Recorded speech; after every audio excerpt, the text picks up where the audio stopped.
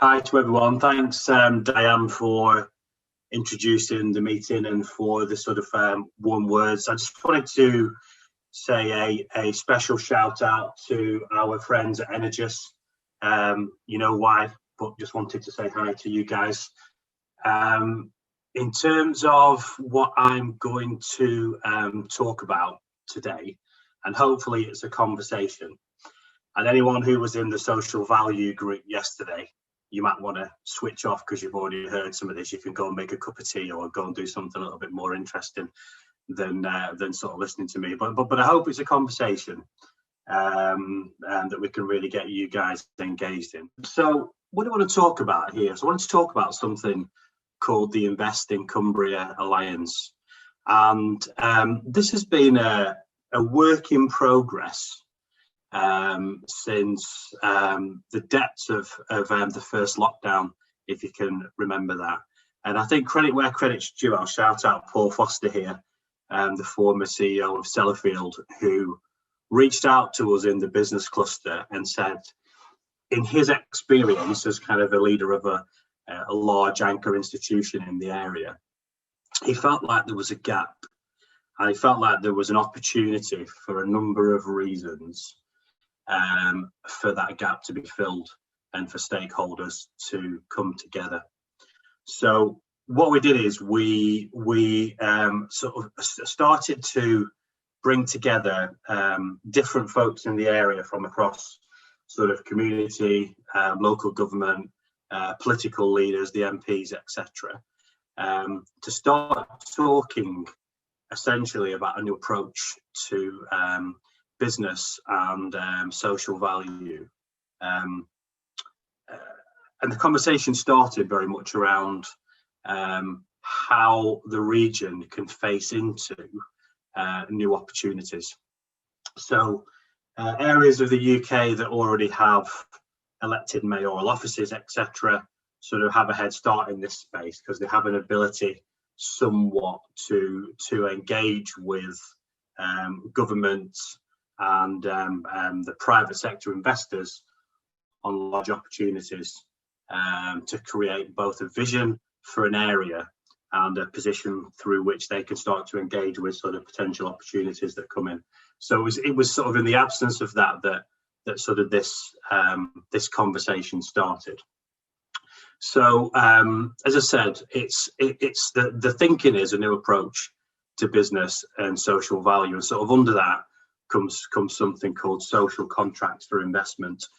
And say the architect of this and the driver of this sort of side of the equation is Hazel Blears, who many of you will already know on this call.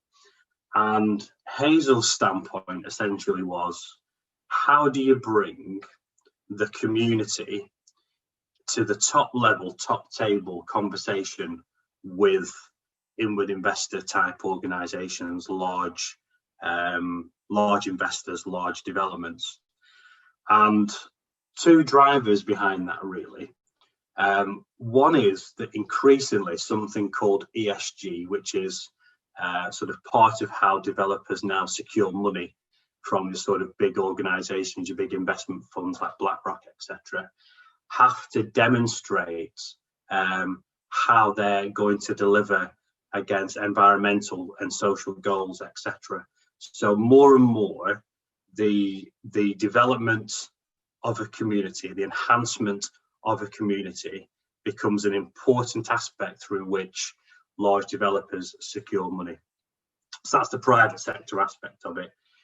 The second aspect of it is in public procurement, as of this year, social value now has to be measured within public procurement. So essentially all public bodies out there will have to have scoring against social value, social impact to a minimum of 10%.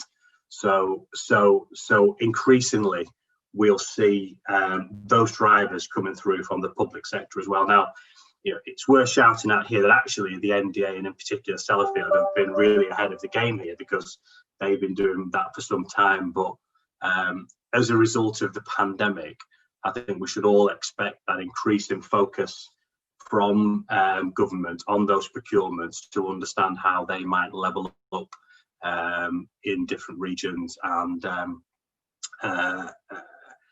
that sort of collaboration that you would see in communities like ours, how they're actually delivering for local communities. So what this is about is it's about trying to bring those different parts together. So community, business, local government, political leaders talking with one voice, so that we as a region can start to engage with those developers that could come to this area.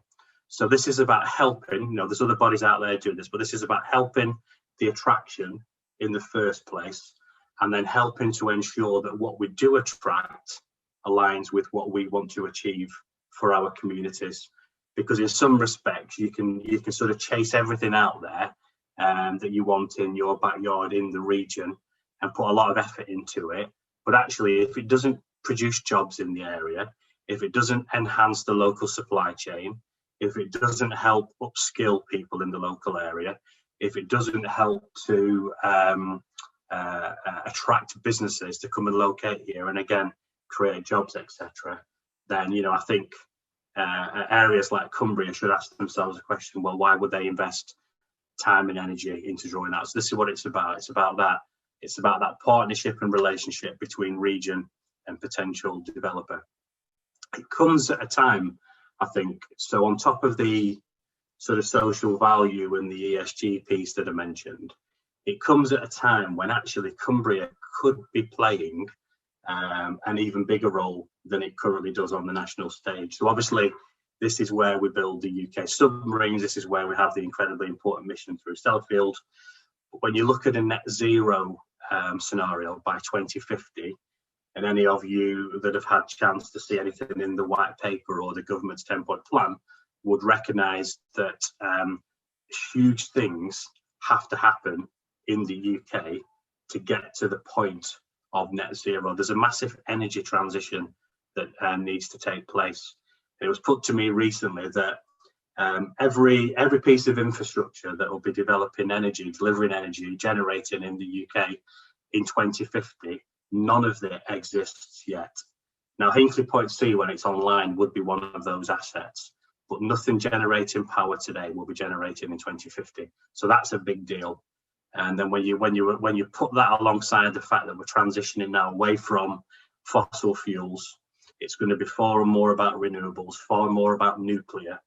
You look at an area in a region like Cumbria with offshore wind, with the nuclear capability that we have here, and there's some big opportunities. But again, the message is, how do we bring those opportunities alongside the sort of vision that we would want for this region? So this is just to sort of show the sort of so what. Okay, so there was a lot of words there, but the sort of so what. What does all of this actually mean in reality? Just to sort of reiterate the point there on the external milestones, there's a lot of things happening, a lot of important things continuously that could have a huge impact here and how we position ourselves. So, there's the sort of piece around the local elections, as I mentioned, in terms of mayoral and around how this area starts to sort of reposition it from a sort of a leadership perspective. So there's those things ongoing. We have a comprehensive spending review coming up in central government, which really should start to underpin what we've seen in the energy white paper in terms of the different things that government will look to invest in, and also through things like green bonds and the infrastructure bank in the north, we'll be looking to bring private sector investment in for. We could see specific investments around things like UK SMR. Many people here will have seen in the press around Rolls-Royce and that exciting opportunity there. So 2021 for us here is very much about getting our ducks in a row. How do we start to engage with those potential investor organisations that will be backing up some of these projects that are laid out there? the milestones that have put, so renewables, SMRs. How do we really get Cumbria as a place that looks like a no-brainer place to come and do business, to come and site some of these developments? Getting on the front foot and talking to those different projects that are potentially going to come on the bars, but also getting our own ducks in a row here. So what we've done is we've set out a statement of intent, which the MP for Barrow, the MP for Copeland, the MP for Carlisle, the CEOs of Copeland, Allerdale, Barrow, council leader from Allerdale, deputy leader, I should say, the mayor for Whitehaven. These are people that are all behind this and are all behind this alliance working together. So that statement of intent has been signed off, but we now need to move that forward and get something called a social value charter developed. So we've got some people working on that, including lawyers, so that we, as a region, can get on the front foot, reach out to developers and investors, and start to see what we can bring to Cumbria and how we can leverage as much as possible that investment to maximise the value. My mouth's really dry, and I've obviously talked a lot. All I can see is blank screens in front of me with people's names. So I'm going to stop talking at that point, Andrew, and just sort of open up the floor for any questions. Really conscious that we've been at this for a few months, so I'm sharing a lot of information, much of which might not make any sense. So I'm more than happy to try to answer some of those questions, as long as you recognise that I'm not a social value expert. And if you're looking for sort of questions on social value, then perhaps other people on this call might be better positioned than me to answer. All right, thank you, Ivan. We've got one question, which again, you say you're not a social value expert. You're maybe not a finance expert. There's probably a wider issue of sort of grant availability and things like that. Stephen asked, I'm communicating with an overseas power company interested in providing wave power with proven technology and would be interested in any route for finance or funding. So like I say, I guess that's about the broader availability of funding that could be used to attract inward investment that might be available from various different sources. Yeah, so I'm not sure if there's a question in that or if that's a statement, but I think if the question is would there be an opportunity to engage and talk with that organisation, then absolutely. Where this needs to start, especially with those that are in a position where they are seeking investment, is that very early stage of what are you trying to achieve, what are we trying to achieve here, and then how do the two marry up. And if they marry up very, very well, and it's something that could add significant value to Cumbria, essentially what this group does is gets behind that. And if Stephen sort of in that sort of engagement with private sector investors, if there's value add from a region like Cumbria saying, it's right behind it, it brings its social license to operate, it brings the welcoming community, it brings the capability that sits around, it brings political support. If that's sort of value add in that type of conversation, then they're the conversations that the Alliance wants to have. Okay, Stephen, I don't know if you're, I can see you're unmuted, but I don't know if you've got anything to respond to that. No, maybe not coming through. Luke DeSico, you had a question. I don't know if you want to put that question down. Hello. Yeah, it was just if Ivan, thanks for the presentation. I think it's a very opportune time to be doing all of this work. I was just interested to see if we could see the statement of intent and kind of who's signed up to it, but also kind of ask as well, I don't know what reasons maybe behind it. Are the CEOs, MPs from the other areas not mentioned? Are they involved in this and shown an interest as well? Yeah, so two good questions there, Luke. The first question is, yeah, absolutely. We'll share that statement of intent and those that have signed up to it. Just as a reminder of who that is, it's the CEOs of the three councils I mentioned, Barrow, Copeland and Allerdale. It's the deputy leader of Allerdale and the mayor of Copeland, and it's the MPs for Barrow, Copeland, and Carlisle. The reason for that grouping starting, in some respects, is not a territorial thing. It's sort of two reasons. One was we started with a geography that we felt we were in a position to help choreograph, bring together, we being the business cluster. So Britain's energy coast, if you would, you can sort of look at those stakeholders and say, well, they are represented in that sort of industrial part of the Cumbrian landscape.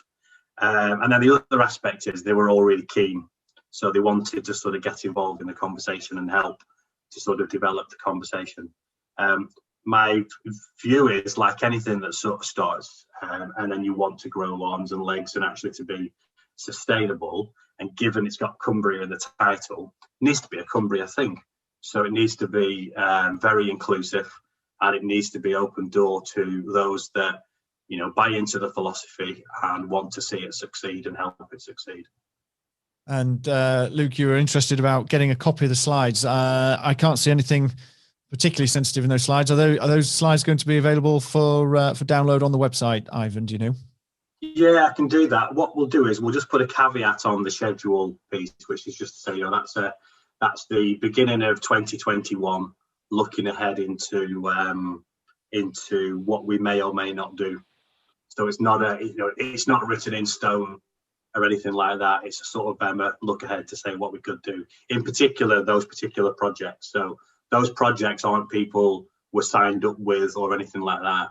It's projects that we have identified that actually may match up against our ambition. Okay, great. An anonymous question which has come through. Given that there are some exciting inward investment prospects emerging in the county, how can we best collaborate to realise their supply chain, job skills and other benefits using the forthcoming town deal, levelling up and shared prosperity funds? Yeah, I think that question sort of answers the reason, or one of the reasons why this exists, really, because it's that requirement or need to start joining the dots. So those different stakeholders that are involved, this is an opportunity for them. If you take town funds as an example, we have those leaders and CEOs, etc., that are responsible for those that have those budgets. So those folks are already involved. The mentioning of levelling up, that's a big part of this timing. So having the politicians involved in particular is incredibly helpful right now, because if you're aligned around one message, they can help take that message to Whitehall and to the different sort of stakeholders that they can engage with that, sort of some of us based up in Cumbria don't have access to. So I think the sort of point was well made, and that's the reason why this group could add more value in a way that sort of, that sort of platform doesn't currently exist. Okay. Kerry Doy, you've posted a question. Do you want to put that to Ivan yourself? It sounds like you've had experience with something similar elsewhere. We work across the north, and we're working in Teesside quite a bit. So obviously the mayor there, Ben Hoochin, is doing something quite similar, and he's got a lot of buy-in, obviously, from all the local councils, and a very clear strategy and set of goals that he's looking to achieve. Is that something that you're looking to pull together, and is that a bit too further on in the timeline?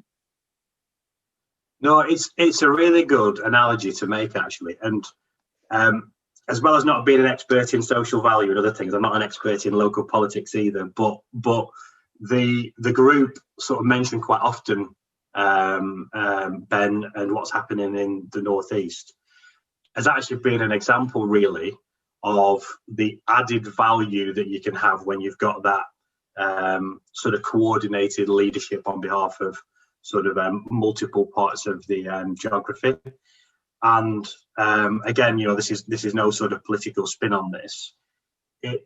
We all know there's a potential route in Cumbria to a different makeup and landscape when it comes to local government, which could include a unified authority with a mayoral sort of leader or some form of leader in that shape. And we've seen what it's done for the likes of Greater Manchester and other areas as well, where you've got that sort of broader vision, helps to bring in with investors, it helps to get government involved and so on and so forth. So I think it's fair to say that this is seen as a step in that direction to help in the absence of Cumbria having that structure in place that others like Teesside have. Yeah, it's going to be tricky, isn't it?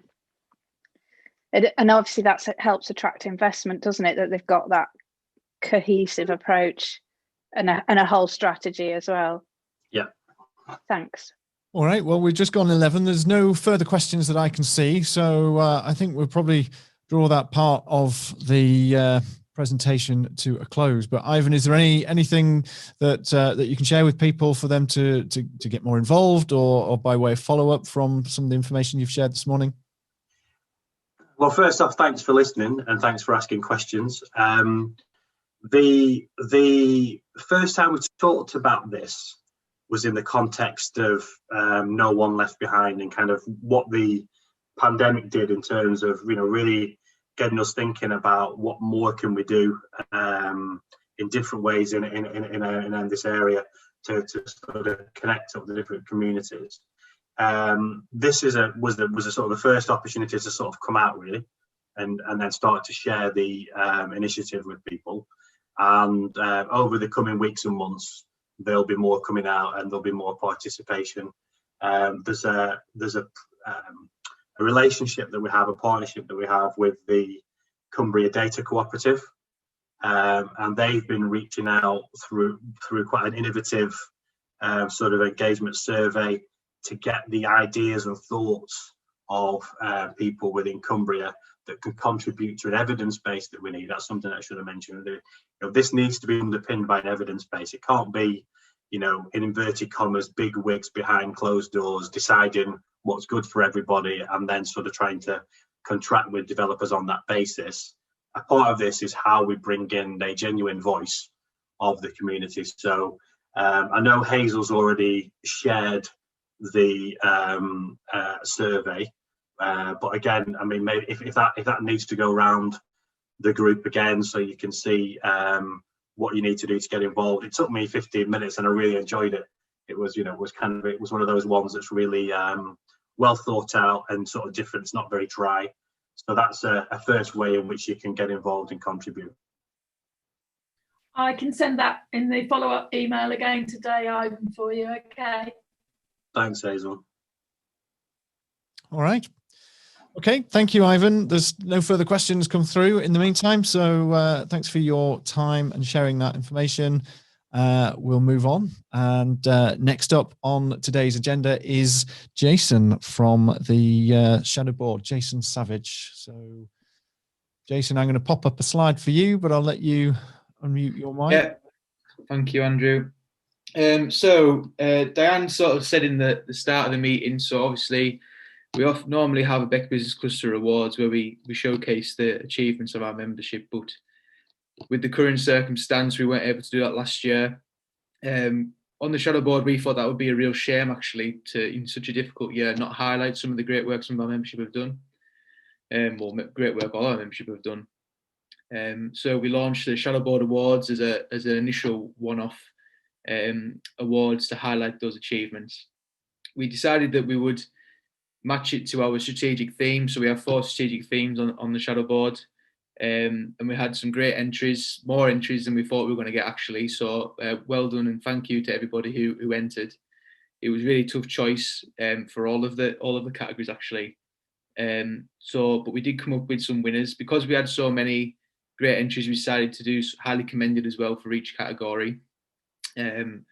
So if you want to share the slide, Andrew. So this isn't really an announcement because it has been announced already. It was announced before Christmas, but just so there's some showcase of it, we've got for business collaboration, the winner was Altogether Cumbria, and the highly commended was Catherine Jackson Cushion and Better Buddies UK. Better Place to Live and Work is Copenhagen Borough Council Shop Local campaign, and highly commended was Lee Greer's Responsive Limited. Developing the Next Generation, which was sponsored by NIS, so thank you very much NIS for sponsoring that award. And the winner was Inspira, and highly commended was the Nuclear Graduate Programme at Energis. And Diversity Inclusion, sponsored by NNL, so again, thanks very much NNL for sponsoring that award. The winner was Rebecca Ballantyne for Creative Kids in Cumbria thing. She's an employee of Sellafield Limited. And highly commended was Diversity Inclusion UK Nuclear. So thank you again, well done to everyone, the winners and the highly commended.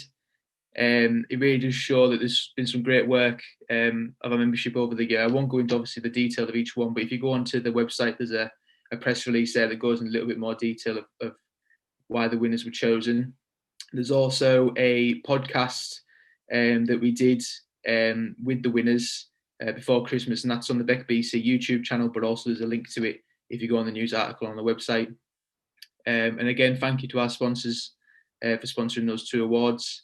Hopefully, you know, the way that things are looking, we'll potentially be able to go back to our normal awards, but if not, I'm sure we'll always be able to highlight the great work of our members. So again, thanks very much, everyone. Great, thank you, Jason, and congratulations to all those that submitted an entry. I think from my own experience, submitting the entry is just as credible as winning the award sometimes. So well done to all those who won, and obviously awards have always featured as part of BECBC, so I'm sure there'll be other opportunities coming up in the future. So we're going to move on to the next lot. Thank you, Jason. Diane, you're coming up next because we're going into our 3x3s. So is your stopwatch at the ready? Of course it is. You know it's going to be, Andrew. You all know how much I love these 3x3s. We have some brave volunteers today. So first up, we have Lee from CADAS. Lee, we'll get your slides ready for you before I press the button. Thank you very much. Here we go. From beginning. We're ready to go. Are you ready? 3, I'm ready. 2, 1, go. Hi, good morning, everybody. I'm nervous now, but my name is Lee. I'm the Chief Officer of local charity Cumbria Alcohol and Drug Advisory Service. And CADAS has helped vulnerable people in the community with substance use related dependency problems, plus their families and friends actually, with both one-to-one and peer support group for over 40 years. We've been around a long time. We support both adults and young people in addiction, but another strand of our work is about prevention, which focuses on education and awareness raising with professionals, children in school, for example, and even the wider public in community settings. But did you know over 60% of the 500 plus people who come to us every year for support regarding their unhealthy addictions are employed, and they're actually holding down a job or they're keeping their family together? And whilst we've got these media stereotypes about what somebody with an alcohol or drug problem looks like, I've got to say, in reality, it's much different. It's the person sat next to you on the bus or the tube, or a member of your family, or one of your own staff members. So how do we help? We do a lot of work already, and we want to do more. It's our goal to grow this side of our charity. We're a social enterprise too. And we want to grow over the next few years because we can see the huge impact and benefit that we've had on people in the workplace in terms of staff retention, absenteeism, presenteeism, even disciplinary costs, for example. It's much better to keep somebody in a job, and they're much more likely to recover from a dependency issue if they've kept their job as well. And we're really looking to work with more employers. And there's an ask from me now really about how can you help us? So right now we're looking for proactive organisations, maybe already who are focused on their staff wellbeing agenda, who could help us develop our offer. We want to scale it up. So initially I'm looking for MDs or HR or health and safety managers of organisations of all different shapes and sizes to come and help us with our market appraisal. So the link is here. Here's going to send it out. I've got an email I'll be sharing. I'll be very visible on LinkedIn. If you can help, please do. You're going to be helping a local charity survive, basically, to continue to support community members in the future. I'm going to stop while I've not been stopped myself, and I'll quit while I'm ahead. But if you do want shout out in the chat actually if you'd like CADAS to offer some free training to BECBC members, because I'm a new member, and if there's a way we can do that and support the health and wellbeing agenda for your staff, then I'd love to. Thanks very much. Well, Lee, you said you were going to go over and you were under, even with your additional bit, 2 minutes 30. So well done there, and a great offer for cluster members. Thank you for that. I think we do forget that this does affect employed people and affects our businesses in a big way. So thank you very much for that. Okay, second up we have Pete from Lancaster University Management School. Pete, are you ready? Okay, 3, 2, 1, go. Good morning, everyone. I'm Pete Cornwall from Lancaster University Management School, and today I'm going to quick chat to you about the Productivity Through People programme, which we've been running since 2017. A bit of background about the university: we're one of the top 10 in the UK, a globally significant management school with a long history, so over 20 years history of working with SME leaders on programmes similar to this one, helping them to develop their business, develop themselves as leaders, look at change, solving problems and growing and things like that. Productivity Through People, like I said, we launched it in 2016 with the first group starting in 2017. So we've got a 5th cohort due to start later on this year.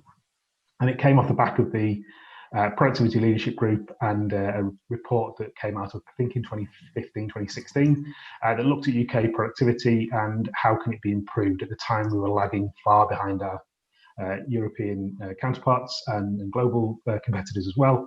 And they came together with a group of leaders from mostly large companies to look at that, and then looked at how we filter that down into SMEs. Because if BAE and Siemens and Rolls-Royce improve their productivity, that's great, but it doesn't really affect UK PLC as a whole. So how do we work with SMEs? They approached Lancaster, and using our model that I'll come on to talk about in a second, we developed a programme which has been really impactful. So we've had over 70 people go through the programme from across the Northwest, mostly from manufacturing and engineering companies, but also a couple of companies based in transport and a couple of IT companies gone through it as well. We do it in partnership. It's a little bit different to some of the other programmes we run. Most of the stuff we run for SMEs, particularly in Cumbria, is through European Regional Development Fund money. This is different. This is part sponsored by BAE and Siemens, with Rolls-Royce as an additional partner as well this year. So you get a mix of knowledge. It's not just the university and academics spouting information at you. You also get some industry input as well. So this nice circle you can see in front of us shows a little bit about how the programme is built up. We build it around a peer network. So we bring together a group of 15 to 20 leaders from all across the Northwest, and mostly in manufacturing, like I said, and bring you together into a group and get you to share and learn from each other as much as learn from the experts as well. We take you through a series of workshops, each based around a module, and each module follows a very similar pattern in that we start off with some workshops around theory and ideas. We then look at what one of the big companies is doing. So as you can see, each of these guys has a visit. Now in COVID times, we're doing all of this online. So we're doing is virtual visits, and we've been doing that since March, and it's worked really, really well. We then bring you back into our workshop setting, get you to think about what you've been doing and what it means in your business, and creating meaningful action plans to take forward. Wrapped around those, we have action learning groups. So if you're not familiar with that, really good deep trust network. And I'm sorry, Pete, you're up to your 3 minutes. I'm on the chat if anybody wants to have a catch up, and my details are on there as well. Thanks. Fantastic. So hopefully you can all see what a great opportunity the 3 minutes are. I know we have a joke about, you know, you will get cut off at the 3 minutes, but you can get a lot of information over when you look at what both Lee and Pete got over within those 3 minutes. We do have availability of 3x3 sessions, so contact Hazel if you'd like to do one. It is a great opportunity to get your message over, and good practice at your elevator speech as well. So we do have Stuart from Cumbria LEP who'd asked to share something today, and because our last 3x3 unfortunately had to drop out due to not being very well. Stuart, if you did want to come on and use that 3 minute time, you're very welcome to. I'll try and beat the record. So BIS has asked the LEP to support business recovery, help businesses get back to growth through a new scheme that will offer 3 hours free support. It's additional to Growth Hub and Catalyst help, and it's designed to help companies address key issues they're currently facing, whether it's from post-Brexit, COVID, just growth opportunities. It allows us to use that initial 3 hours to refer to onwards beyond that to specialist advice, which might include legal, accountancy, marketing, supply chain, skills, leadership, export, manufacturing, logistics, growth, productivity, wider business and awareness of supply chain.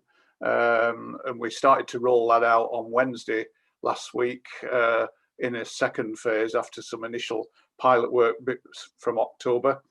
We're already finding, for instance, that companies are saying that post-Brexit, some of the industrial suppliers are putting up the prices for the second time in January from previously. We're finding that in terms of exporting live shellfish to Europe from Cumbria, that there are some challenges that we're helping out with. So it's a scheme that I and Lindsay Park are helping the LEP deliver. We want to get as many members as possible, not just in Furness, but throughout Cumbria involved. I've sent through some details which we can circulate to members, and let's make use of this to help us recover and develop through 2021. And just to finish, BAE Systems, picking up on Ivan's point, has recruited a procurement specialist, social value, and it's implementing this year its supply chain social impact approach across its supply chain, which is something that will feed into Ivan and talk about at a future meeting. Thank you. Well done, Stuart. I know you've had no time to really prep for that, and you've managed to get across a lot of information, and good to know there's some support there available for businesses. So would you pop your email into the chat so people can get in touch if they're interested as well? Certainly will. Brilliant, thanks very much. So don't forget, there are opportunities to do a 3x3. So just let Hazel know if you are interested. Back to you, Andrew. Thanks, Dan. So we're running nicely to time. We're coming up on the networking, but before we go into that, we've got Vicky Ritson, who's going to share an update on the link. So Vicky, if you want to open up your mic, I'm going to share your slides. I shall put them up on screen now. Thanks very much, Andrew.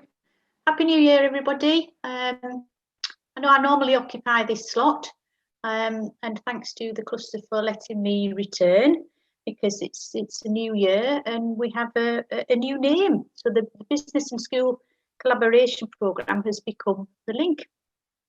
And essentially, it's the same service, the same programme, with the same aims that we as a group, within the cluster, first envisaged a number of years ago, which has grown and grown.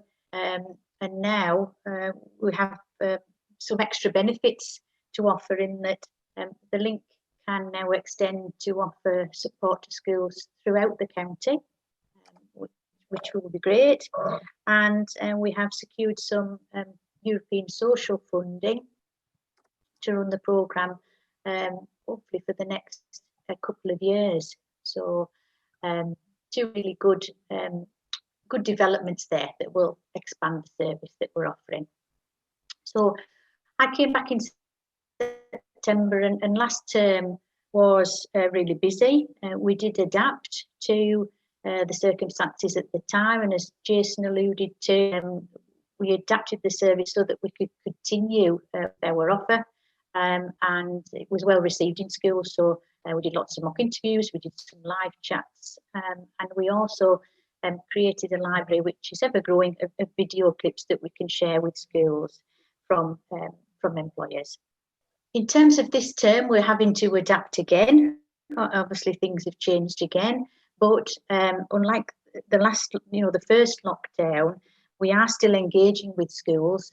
There's a lot of live learning going on, and despite the challenges of linking with students at home, we're still very much in contact with schools and through teachers into students. So the service will continue, and we are still looking for support. The support is really important. So we can still offer live chats. We use MS Teams more often than not, and they are teacher facilitated, so there's no concerns about, you know, reaching students at home. The teacher will facilitate that contact. So if you are able to help with that, please do come forward and let us know. As I say, we are ever expanding our library of video clips. There's a variety of career-related topics that we're looking for volunteers to talk about. And if you can record a short video clip and bob it to us, that'd be great. If you want some help with that, again, or expanding to looking at audio clips, so that we can add some pictures to that. We will take your input however you'd like to provide it. We're also thinking about those students who don't have that connectivity, who haven't got that laptop yet, and we're hoping to still engage them in careers programs and help them to connect with employers while they're at home. So we're looking into how we might do that, and we're looking at thinking careers to the curriculum and setting some work-based challenges. So again, you could jot something down on a piece of paper, which could be shared on email with students, and offer to review, you know, some of the best work, anything that might get them thinking about how a business runs, in amongst all their general lessons. So if you've got some ideas on that, I'd be keen to hear them and would love a chat with you. So my contact details remain the same. I'm at the same place on the same email address and mobile number. And just to reiterate that, we are working across the county now. So we have 2 new members of staff in the team, 2 more Vickies to cover those areas. So if you are, I know that a lot of the cluster members aren't necessarily wholly based in West Cumbria, and if you'd like to link up with a more local school, or if you have an interest in a particular secondary school in other parts of the county, then I'd be delighted to pass you on to my colleagues so that you can link up with those people and you know, get involved with that school down the road, or the one that you used to go to, or whatever it might be. So please take advantage of that. We're keen to develop that aspect of our service well ahead in the West.